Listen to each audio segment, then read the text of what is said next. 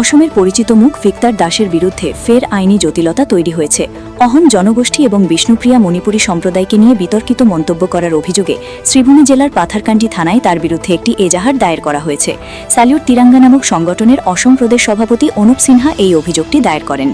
সম্প্রতি একটি মন্তব্যে ভিক্টর দাস দাবি করেন যে অহম জনগোষ্ঠী এবং বিষ্ণুপ্রিয়া মণিপুরী সম্প্রদায়ের মানুষজন গোমাংস ভক্ষণ করেন।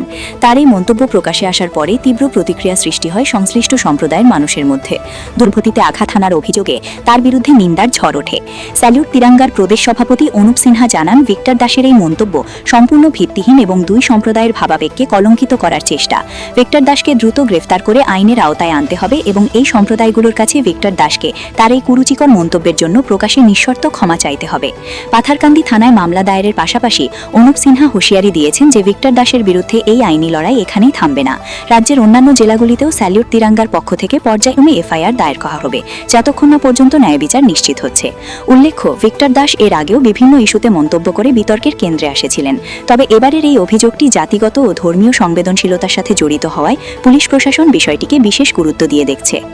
পৰহি আমি ছ'চিয়েল মিডিয়া বা আপোনালোকৰ চেনেলৰ মাধ্যমত আমি পাইছোঁ যে ভিক্টৰ দাস বুলি এজন ল'ৰা যে আজি বিগত 4-6 মাহ 7 মাহৰ পৰা অসমত একদম উৎপাত লগাই থাকে।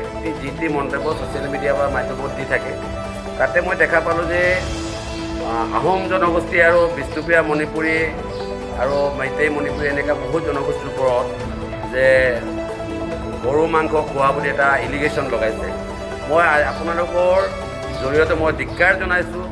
আৰু এইটো অকল 4-5টা জনগোষ্ঠীৰ কথা নহয়, সকলো অসমৰ হিন্দু জনগোষ্ঠীৰ কাৰণে এটা অসন্মানৰ এটা কথা আছে।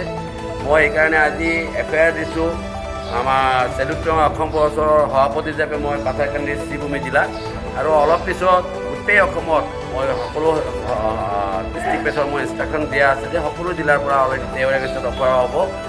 আৰু তেওঁ যে এইবিলাক ইনজাষ্টিবল যিবিলাক কথাবোৰ পাতি যে অসমত এটা অশান্তি পৰিৱেশ সৃষ্টি কৰাৰ যিবোৰ উদ্দেশ্য মনোভাৱ লৈ কাম কৰি আছে এই ভিক্টৰ দাস বুলি যোন পাগলজনে, মই ধিক্কাৰ জনাইছোঁ। আৰু এইবিলাকৰ ওপৰত প্ৰপাৰ একশ্যন লোৱাৰ কাৰণে মাননীয় মুখ্যমন্ত্ৰী ডক্টৰ হিমন্ত বিশ্ব শৰ্মা ডাঙৰীয়াক অনুৰোধ জনাইছোঁ। আৰু আমাৰ ডিজিপি ছাৰকো মই অনুৰোধ জনাইছোঁ যাতে এনেকুৱা ছ'চিয়েল মিডিয়া যদি কোনোবা জনগোষ্ঠীৰ সাংস্কৃতিক খাদ্যৰ ওপৰত যদি মিছলিডিং যিবিলাক নিউজ যদি ওলাই যায় বা আমাৰ নেক্সট জেনেৰেশ্যনৰ কাৰণে এইটো এটা ভয়াৱহ ৰূপ ধাৰণ কৰিব। সেইকাৰণে ভিক্টৰ দাসক মই সকিয়নি দিছোঁ যে কোনোবা অসমৰ সনাতনী জনগোষ্ঠীৰ ওপৰত যাতে এনেকুৱা মন্তব্য নকৰা জন্য আৰু ছ'চিয়েল মিডিয়াৰ মাধ্যমত তেখেতে ক্ষমা খুজিব লাগিব।